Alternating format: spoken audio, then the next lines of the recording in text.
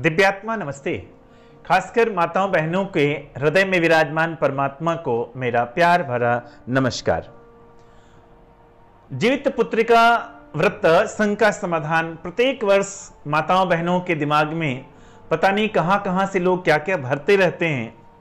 आइए इस पर प्रकाश डालते हैं। पंचांग बहुत प्रकार का होता है।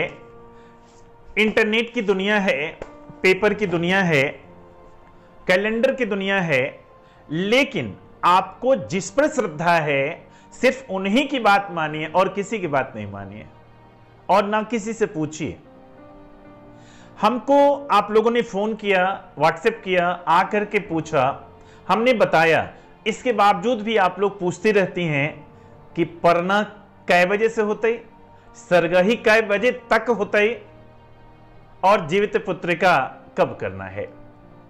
माता बहनों, सबसे पहले तो हम एक बात बता दें कि अपने सनातन धर्म में केवल सूर्य षष्ठी यानी छठ व्रत को छोड़कर कोई ऐसा व्रत त्योहार नहीं है जिसमें 24 घंटा से ज्यादा सहने की परंपरा हो। तो फिर जीवित पुत्रिका में 24 घंटा से ज्यादा क्यों सहना।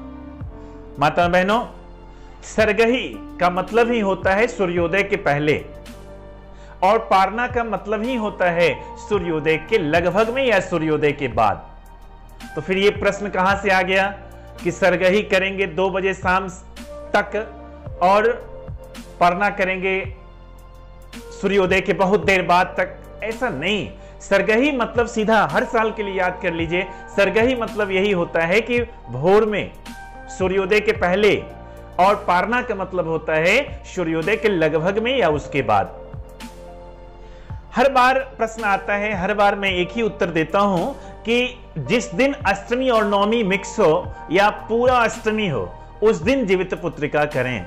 ये मैं नहीं बोलता, जीवित पुत्रिका की जो किताब है या जीवित पुत्रिका पर जो मैं वीडियो आप लोगों को भेजता हूं, क्योंकि हर जगह तो पंडित जी पहुंच नहीं पाएंगे, तो आपको मन रहता है कि भाई पंडित जी के मुख से ही हम सुन लें जीवित पुत्रिका की कथा, तो उसके लिए मैं वीडियो ब्रॉडकास्ट करता हूं जो आप लोगों को मिलेगा। या फिर हमारा जो चैनल है DISSHA, तो वहां जाकर के भी आप जीवित पुत्रिका वाली वीडियो को देख सकते हैं। आपने प्रश्न किया जीवित पुत्रिका कब है, तो एक लाइन में उसका उत्तर है जीवित पुत्रिका 18 तारीख को है, यानी 18 सितंबर 2022 को जीवित पुत्रिका है। अब कितने बजे तक है, क्या है, इन सबों के लिए हमको फोन कीजिए या मेरे ऑफिस में आइए। दिशा की जो शाखा है संपूर्णम, वहां पर सब पूजा पाठ का होता है, बातचीत कार्यक्रम, तो आप वहां आकर के समझ सकती हैं। अगर आपको जानकारी लेनी है कि कितने बजे से कितने बजे तक है, ये मत पूछा कीजिए कि कब है, किस दिन है, ये पूछा कीजिए। और नहीं तो फिर पंचांग खरीदिए और खुद पढ़िए, खुद जानिए, खुद समझिए। आपका प्रश्न था कि जीवित पुत्रिका कब है, तो जीवित पुत्रिका 18 सितंबर 2022 को है।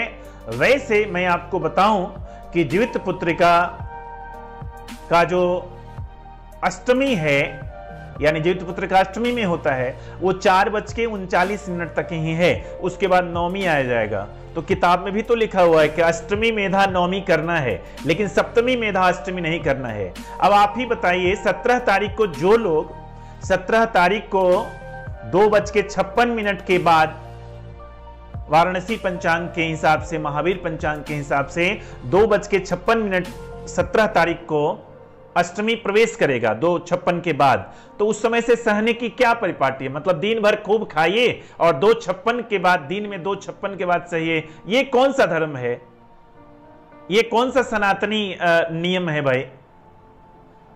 सूर्योदय से सूर्यास्त या सूर्योदय से सूर्योदय सहने की बात होती है ना।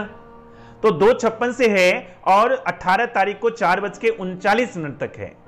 लेकिन आप लोगों को यह सब नहीं देखना है, नहीं सुनना है, नहीं समझना है। सिर्फ 18 के भोर में, 18 जब शुरू होगा उसके बाद, यानी कि 18 तारीख रविवार है ना, तो रविवार सूर्योदय के बाद ही तो शुरू होगा, सूर्योदय के बाद ही शुरू होगा। सूर्योदय के पहले आप सरगही कर लीजिए, है ना।